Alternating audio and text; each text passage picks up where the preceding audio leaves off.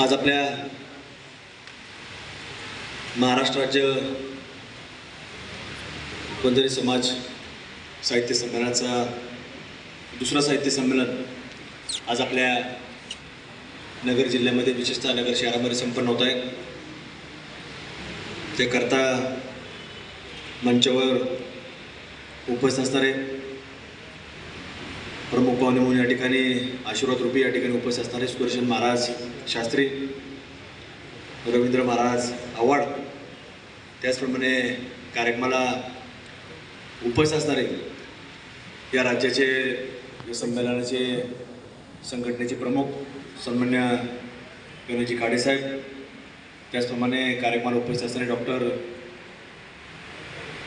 लक्षराजजी सानप साहेब, doctor भुगे साहेब, त्याचप्रमाणे doctor Gajananji Sanap साहेब, आंधळे साहेब, मनोहरजी आंधळे, उदयजीरावजी पानसरे, त्याचप्रमाणे नगरसेवक सन्मान्य नितीनदादा शेलार, आगाव साहेब, नगरसेवक रामदास शेठजी आंधळे, नवनाथजी आगाव, त्याचप्रमाणे कशमजी बोडके, अर्जुनजी वायपासे, सिद्धूभाऊ पोटे, संतोषभाऊ डाकणे, गवळी समाजाचे अध्यक्ष व नगरसेवक सन्मान्य प्रकाशरावजी बागानगरे, वैभवजी डाकणे, कैलास उर्फ पप्पूजी गर्जे, राहुल भाऊ सांगळे, संजयजी शिरसाट सर, रमेशजी सानप साहेब, सागरभाऊ मुर्तळकर, आनंदभाऊ लांबगे, सन्मान्य ब्रजी आव्हाड साहेब, माजी सैनिक संघटनेचे सन्मान्य शिवाजीरावजी पालवे, त्यांचे सर्व सहकारी, बबनरावजी लांगरे, त्याचप्रमाणे ज्यांच्या पुढाकारातनं हा कार्यक्रम या ठिकाणी नगर जिल्ह्यामध्ये संपन्न होतोय, यांच्या कार्यक्रमाचे स्वागत अध्यक्ष, ज्यांच्या सर्व विनंतीला मान देऊन अनेक मान्यवर या ठिकाणी उपस्थित झालेले असे राजकुमारजी आगाव साहेब, त्याचप्रमाणे रेणुकाताई वराडे सानप, अर्जुनजी वाईब असेल, यांच्यामजी बोडके, हे सगळेच अतिथीगण या सगळ्या मंडळींनी प्रयत्न केले आणि खरं तर हे दुसरं राज्यस्तरीय एक साहित्य संमेलन आपल्या नगर जिल्ह्यामध्ये घडून आणलं। त्याकरता मी प्रथमतः या सगळ्या आयोजक मंडळींचे मनपूर्वक या ठिकाणी आभार व्यक्त करतो। महाराष्ट्र राज्यामध्ये अनेक वेगवेगळी साहित्य संमेलनं हे आपल्याला संपन्न होत असताना पाहायला मिळतात आणि ही साहित्य संमेलनं ही समाजाच्या मंचावरून, समाजाच्या व्यासपीठावर देखील संपन्न होत असतात। खरं तर साहित्य म्हणजे एक फार वेगळा एक साठा असतो आणि तो हा प्रत्येकाला कुठेतरी दिला गेला पाहिजे, प्रत्येकासमोर मांडला गेला पाहिजे आणि त्यानिमित्ताने एक वेगवेगळ्या या व्यासपीठांची निर्मिती ही संपूर्ण राज्यामध्ये, संबंध राज्यभरामध्ये ही केली गेली आहे आणि म्हणून या ठिकाणी गणेशजी खाडे यांनी देखील पुढाकार घेतला आणि ही संघटना अनेक वर्षापासून या महाराष्ट्र राज्यामध्ये काम करते। पण 2021-22च्या काळापासून त्यांना वाटलं, त्यांच्या मनामध्ये एक संकल्पना आली की कुठंतरी आपण याला एक साहित्य संमेलनाची जोड देखील दिली गेली पाहिजे आणि म्हणून त्यांनी पुढाकार घेतला आणि 2022मध्ये हे पहिलं राज्यस्तरीय साहित्य संमेलन हे आयोजित केलं गेलं होतं आणि दुसरा मान खरं तर आपल्याला राजकुमारजी आगाव साहेब, तुमच्या सगळ्या टीमच्या माध्यमातून आपल्या या नगर जिल्ह्याला तो मिळाला। खरं तर कालच भगवान बाबांची ही जयंती ही काल होऊन गेली। कालच्या दिवशीच खरं तर कार्यक्रम करायला पाहिजे होता, पण हरकत नाही, मोठ्या साधू संतांच्या जयंत्या या रोज आपण करावं तितक्या कमी आहेत।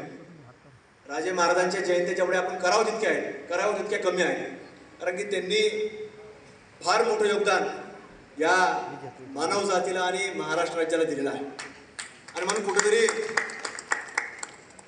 त्यांच्या विचारांच्या मुळेच आज सगळ्यांचं कल्याण हे समाजामध्ये जो माणसं पुढे होतात, पुढे जातात, मोठे होतात, त्यांचं कल्याण हे फक्त आणि फक्त या अशा साधू संतांच्या विचारामुळे होते आणि मग जो व्यक्ती या साधू संतांच्या विचाराचं आचरण करेल त्याच्या जीवनामध्ये अनेक गोष्टी चांगल्या साध्य होत असतात आणि म्हणून आजचा हा एक साहित्य संमेलनाचा कार्यक्रम हा देखील त्याचाच एक भाग आहे। विचारांच्या माध्यमातून कल्याण करण्याचा एक वेगळा उपक्रम आज या निमित्ताने या मंचावरनं, या व्यासपीठावरनं आज करण्याचा उपक्रम या आपल्या संघटनेच्या माध्यमातून होत आहे. खरं तर समाजाचे वेगवेगळे प्रश्न वेगवेगळ्या जिल्ह्यांमध्ये वेगवेगळ्या तालुक्यामध्ये आपल्याला पाहायला मिळतात आणि म्हणून आपल्या नगर जिल्ह्यामध्ये देखील समाजाच्या वेगवेगळ्या संघटना या वेगवेगळ्या तालुक्यामध्ये आहेत आणि शहरामध्ये देखील काम करणारे अनेक ही सगळी मंडळी आहेत.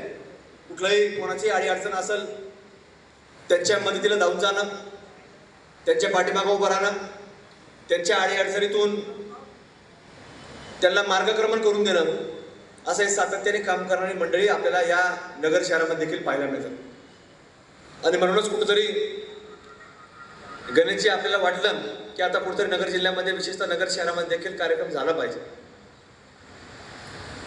खरं तर हा जो कार्यक्रम आज संपन्न होतोय हा एक नगर शहरातला एक मोठं उपनगर हे पाईपलाईन रोडच्या वरच्या भागातल्या निर्मल नगरचं निर्माण झालेलं आहे.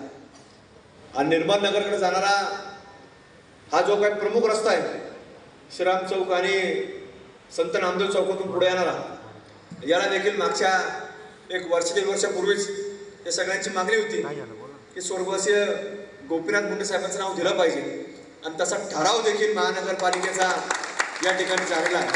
म्हणजे त्याचं अधिकृत नाव हे देखील स्वर्गवासीय गोपीनाथ मुंडे साहेबांचं नाव या रस्त्याला दिलं गेलं आहे. पण पाठी लावण्याकरता आम्ही थांबलो होतो कारण की रस्ता तसा नव्हता. पण रस्ता आता मागच्या 4-2 महिन्यापूर्वी आम्ही बनवला. म्हणजे जोपर्यंत रस्ता होत नाही तोपर्यंत नाव द्यायचं नाही. कारण की कुठल्याही व्यक्तीचं आपण ज्यावेळेस नाव देतो तर ती वास्तू, तो रस्ता, त्याची काही संकल्पना असेल ती संकल्पना देखील त्याची असली पाहिजे. जरी एखादी वास्तू उभा नसेल राहिली, एखादा रस्ता झाला नसेल, मनामध्ये विचार असेल, पण जोपर्यंत ती संकल्पना पुढे येत नाही, त्या विचाराची पुढे होत नाही, तोपर्यंत ते खरं तर आपल्या प्रत्येकाचा मानस असतो. आणि म्हणून त्या रस्त्याचं ह्या प्रभागाच्या सगळ्या नगरसेवकांच्या मागणी पत्र घेऊन हे ठराव करण्यात आलेला आहे. आणि म्हणून हा येत्या काही दिवसामध्ये आम्ही त्याचा देखील एक उपक्रम, हा फलकाचा अनावरण लावण्याचा उपक्रम आणि त्याचं त्या रस्त्याला सगळे फलक लावण्याचा उपक्रम या ठिकाणी देखील हाती घेतला जाणार आहे. खरं तर इथं संत भगवान बाबांचं एक भव्यदिव्य मंदिर देखील आहे. लोकसहभागातून, लोकवर्गातून सगळ्या इथल्या मंडळींनी मोठी एक मदत उपलब्ध केली आणि त्याच्या माध्यमातून एक मंदिराची देखील निर्मिती झालेली आहे. आणि येणाऱ्या काळामध्ये इथं पुतळ्याचं देखील काम हे आपल्याला आता सुरू करायचं आहे. त्याचं देखील नियोजन हे आम्ही केलेलं आहे. त्याचं लवकरच आपल्याला बातमी देखील कळेल की इथं पुतळ्याचं काम सुरू झालेलं आहे आणि पूर्ण देखील झालेलं आपल्याला पाहायला मिळणार. हे सगळं काम पुढे जात असताना खरं तर आपण सातत्याने, मगाशीच आपण भाषण करत असताना त्यांनी सांगितलं की अगदी समाज पूर्वीच्या काळामध्ये दऱ्या खोऱ्यामधून, डोंगरामधून राहणारा समाज आता मोठ्या शहरांकडे गेलेला आहे. समाजाने एक चांगल्या विचाराच्या माध्यमातून प्रगती देखील केली, चांगलं शिक्षण घेतलं आणि एक वेगळ्या स्थानावर देखील गेलेला समाज आपल्याला पाहायला मिळतो. अधिकारी वर्ग असेल, IAS लेवल असेल, IPS लेवल असेल, तर अगदी राजसत्तेपर्यंत देखील गेलेला आपल्याला समाज पाहायला मिळतो. पण भविष्यामध्ये याच्या पलीकडे जाऊन, ह्या राजसत्ता थोड्या काळापुरता असतात, पण याच्या पलीकडे जाऊन समाजाचं स्वप्न हे खरं तर आपलं एक वेगळं असलं पाहिजे. आणि ते वेगळं स्वप्न जसं मागच्या वर्षी 2023चं वर्ष हे चंद्रयानचं वर्ष म्हणून आपण प्रत्येकजण ओळखतो, तसं भविष्यामध्ये एक संकल्पना आता लोकांनी प्रयत्न सुरू केलेला आहे भारताच्या शास्त्रज्ञांनी की सूर्ययान पाठवायचं. तर मी एक आशा व्यक्त करतो की त्या सूर्ययानामध्ये जेव्हा ते सूर्यावर पोचल तर त्याच्यामध्ये समाजातला प्रतिनिधी असला पाहिजे, असा एक संकल्प आपल्याला केला पाहिजे. आणि म्हणून तितक्या दर्जाचं शिक्षण हे आपल्या बंधू भगिनीला मिळालं पाहिजे. आणि म्हणून त्या दर्जाचं शिक्षण कुठून मिळू शकतं? जसं आत्ताच पोटे साहेब तुम्ही जी भूमिका मांडली, भावना मांडली की समाजाच्या प्रगतीकरता, ग्रामीण भागातला समाज शिक्षणाकरता, उच्च शिक्षणाकरता, दर्जेदार शिक्षणाकरता शहरी भागामध्ये जात असतो. मग पुणे असेल, मुंबई असेल, बीडचे लोक आपल्याकडे नगरमध्ये येतात, इकडं संभाजीनगरचे लोक आपल्याकडे येतात. आणि म्हणून जिल्ह्याचं ठिकाण असल्यानंतर शहरामध्ये तिथे एक हेडक्वार्टर असतं. आणि म्हणून सगळी शासकीय कार्यालय, मोठी मोठी कॉलेजेस असतील, मोठ्या मोठ्या शाळा असतील, तिथं विद्यार्थी बंधू भगिनी शिकण्याकरता येतात, शिक्षण घेण्याकरता येत असतात. आणि म्हणून जे आपण आज समाजाच्या एक मोठ्या हॉस्टेलचं बांधणीचं एक वेगळं स्वप्न आपण सगळेजण उराशी बाळगताय, तर त्याच्याकरता जी जागेची मागणी आपण केली, निश्चित ती जागेची मागणी आपण पूर्ण करण्याकरता आपण सगळेजण एकत्र राहून प्रयत्न करू.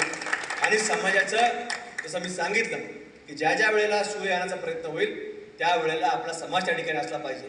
आणि मग समाज घरी जाऊ शकतो, तो उच्च विद्याविभूषित असला तरच त्या ठिकाणी जाऊ शकतो. आणि ती इमारत ही त्या विद्यार्थ्यांना उच्च शिक्षित बनण्याकरता ती आपल्या सर्वांना कामी आणायची. आणि म्हणून या माध्यमातून आजचं संमेलन जरी असलं, संमेलन, शिक्षण, हॉस्टेल हा एकच विषय आहे, एकाच विषयातून हे सगळे विषय पुढे जाणार आहे. आणि म्हणून आजच्या इथं ज्यांना ज्यांना आपण पुरस्कार दिला ही देखील मान्यवर मंडळी ही वेगवेगळ्या स्थानावरती आज काम करतात. ती कशाच्या जोरावरती काम करतायत? फक्त आणि फक्त शिक्षणाच्या जोरावरती काम करतात. म्हणून शिक्षण हे फार महत्त्वाचं असतं. आणि म्हणून शिक्षणाच्या माध्यमातून आपण प्रत्येकाने एक चांगल्या प्रकारे पुढची पिढी शिकवली पाहिजे, घडवली पाहिजे. आणि म्हणून त्या माध्यमातून ही सगळी मंडळी पुढे जाऊ शकते. म्हणून आजचं साहित्य संमेलन हे समाजाला हे संमेलन नसून एक दिशा देणारं एक वेगळं साहित्य संमेलन आज या निमित्तानं घडत आहे. तर मनापासून आपल्या सगळ्याच मान्यवरांचे गणेशजी खाडे असतील, त्यांनी एक वेगळी संकल्पना मांडली. इथं आगावसाहेब, रेणुकाताई, आमचे घनश्यामजी असतील, ही सगळीच मंडळी या ठिकाणी या कार्यक्रमाकरता पुढाकार घेऊन, अर्जुनजी असतील, या सगळ्या मंडळींनी आज पुढाकार घेतला आहे. आणि या सगळ्या साहित्य संमेलनाकरता यांच्या पाठीमागून उभा राहणारे सर्व समाज बांधव, मग या ठिकाणी असणारे सुधीर भाऊ असतील, रामदास शेठ असतील, सागर भाऊ मुर्तडकर असतील, संतोष भाऊ ढाकणे असतील, वैभवजी ढाकणे असतील, या सगळ्या मंडळींनी एक चांगलं आगावसाहेब तुमच्या पाठीशी उभा राहिलेलं आहे. आणि थोडं कार्यक्रमामध्ये जरी काही पुढं मागं झालं असेल भीमराज मामा, तर त्याची काळजी करू नका. थोडं कार्यक्रम म्हटल्या पुढं मागं होत असतं, कोणाचा तरी सत्कार राहून जातो, कोणाचं तरी ज्याला बोलायचं नसतं ते बोलून गेलेला असतो. तुम्हाला वाटतं याच्या हातात माईक द्यायचा नव्हता, त्याने माईक घेतलेला असतो. असे अनेक वेगवेगळे प्रकार या कार्यक्रमामध्ये घडत असतात. पण खरं तर हा कोणाचा वैयक्तिक कार्यक्रम नाही, समाजाचा आहे. त्यामुळे कोणाकडून जरी काही कमी झालं असेल तर सांभाळून घ्या. पुरस्कार ज्याला द्यायचे होते त्याच्यामध्ये थोडी जरा गडबड जरी झाली असली तरी हरकत नाही. सगळे लोक सन्मानार्थी आहेत, सगळ्यांचं योगदान आहे. समाजामध्ये सगळ्यांचंच एक मोलाचं साथ असते, योगदान असतं. आणि आज कुठेतरी दिशा त्याला मिळण्याचा प्रयत्न सुरू झालेला आहे. तर आपण सगळ्यांनी दिशा देण्याचंच आपण काम करावं, अशीच एक अपेक्षा या ठिकाणी आजच्या या मंचावरनं व्यक्त करतो. आणि समाजाच्या वेगवेगळ्या विषयांवरती समाज पुढे घेऊन जाण्याकरता, समाजाला प्रगतीच्या वाटेवरती आहेच, पण त्याला अजून आपल्याला एक वेगळी चांगली प्रगतीची वाट देण्याकरता आपण जो आज चांगला उपक्रम हाती घेतला आहे त्याच्याकरता मनपूर्वक या ठिकाणी मी शुभेच्छा व्यक्त करतो. आजच्या या सर्व संमेलनाकरता जे महाराष्ट्र राज्यातून वेगवेगळे आमचे साहित्यिक बंधू भगिनी आलेले आहेत त्यांचं देखील मी या ठिकाणी मनपूर्वक आपल्या या नगर जिल्ह्याच्या सर्व समाज बांधवांच्या वतीनं, साहित्यिकांच्या वतीनं मनपूर्वक त्यांचं या ठिकाणी स्वागत करतो. पुढील कार्यक्रमाकरता हार्दिक शुभेच्छा व्यक्त करतो. आणि पुनश्च एक वार या सगळ्या आयोजक मंडळींचे मनपूर्वक या ठिकाणी मी त्यांचे आभार व्यक्त करतो आणि आपल्या सर्वांची रजा घेतो. धन्यवाद. जय हिंद.